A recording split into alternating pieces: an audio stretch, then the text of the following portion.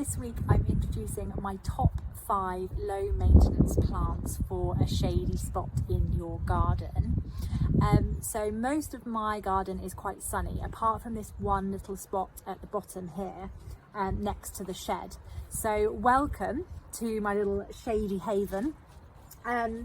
And yeah, I'm just going to talk you through 5 plants that I really rate, that I think you know, if you're new to gardening, they're relatively easy to grow.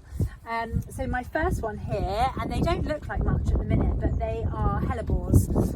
So these are the leaves. You can see the edges there are quite spiky, but they've got these lovely leathery leaves. But the reason I've included this in my list is because it flowers in January, February time.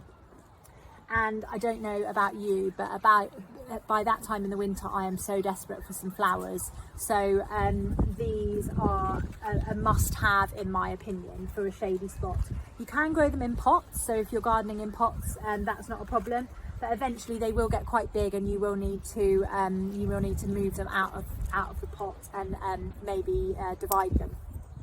But that's a whole nother point. They'll be in the pot and survive well for at least a season. So they come in all sorts of colours. There's lovely white ones, pink spotty ones, like some dark maroon coloured ones. There's even some black ones which are on my wish list. Yeah, so there's loads and loads of different types that you can get. Generally, if you grow them from seed, they take a really long time to grow, so I just buy plants from the garden centre for those. My next one then is these beautiful purple heuchera. Now heuchera come in loads of different colours. There's a lovely flame coloured one that I've got growing elsewhere in the garden, or there's also some really bright green ones as well. So there's lots and lots of different colours to choose from. But I really love this purple because purple is my favourite colour, or one of my favourite colours. But most of the year they are just like this with the leaves, which you can cut and use in arrangements for the house if that's your kind of thing. But in the summer they send up these lovely flower spikes, and they have these delicate little white flowers on the end. And if you are using your flowers for arranging in the house, then these are a really nice addition to add a bit of height and a bit of kind of airiness to the bouquet. Then at the back we've got our fern. Now ferns are great. I use them in loads of arrangements. They take up quite a bit of space, so you might be okay in a pot for the first year, but then you would need to divide it up. But if you've got a relatively large space to fill, they are really good because they do grow quite big. That's a kind of just a typical green one, but they do also come in some lovely bronzy colours. So I've got a couple of bronze ones that I planted earlier in the season, which are just kind of slowly getting going. So I'm excited to see what they look like next year. Right, I'm going to move you now so you can see the rest of my plants. Here we go. Right, now hopefully you can see this one here. There we go. Right, so it doesn't look like much at the minute, but this is called an astilbe, and they will eventually be these lovely kind of fluffy, plumy triangles of, and they're the type of thing that you just want to reach out and touch. Now, I actually had these in my wedding bouquet. They come in a few different colours. This is, I think, a kind of a salmony colour. They come in white and also like a deep red as well. So the only thing about them is they like the shade, but they do like to be kept moist. So last year I didn't water this guy enough, and it didn't really produce any flowers, whereas this year it looks to be not too bad. This is a little bit floppy, so I think he needs a drink tonight.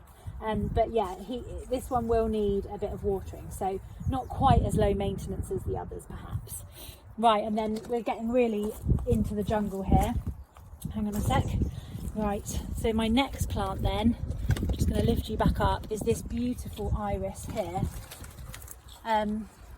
which is called Flight of the Butterflies, and it's just that, I mean, the veiny purple detail on that is just absolutely stunning. And I'm really excited because before I've only ever had one flower, but this, I've obviously got, this is a new flower bud here, this is new flower bud, and there's another little one coming here. So yeah, so I'm really excited to see how that turns out. Again, you can cut them.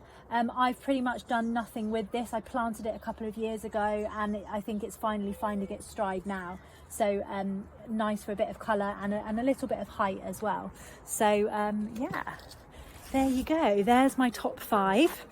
I hope that's given you a little bit of inspiration to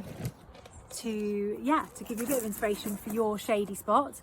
Like I said, most of them can be grown in pots, so if you are gardening in pots, that's not a problem, but they do really thrive in the shade, all of them. So yeah, so if you haven't got too much sun, or you do have a shady spot in your garden under a tree or something, then they are perfect for that.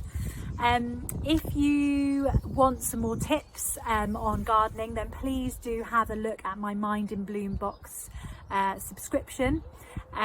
It is you get a monthly subscription box sent to you with a mindful gardening activity, so you can learn to grow seeds, plants and bulbs, but you also get access to me as an online gardening coach to help you with the plants that you already have in your garden, and to ask any questions as well. So if you're new to gardening and you need a little bit more help, then please do have a look at that. We would love to have you join our subscription.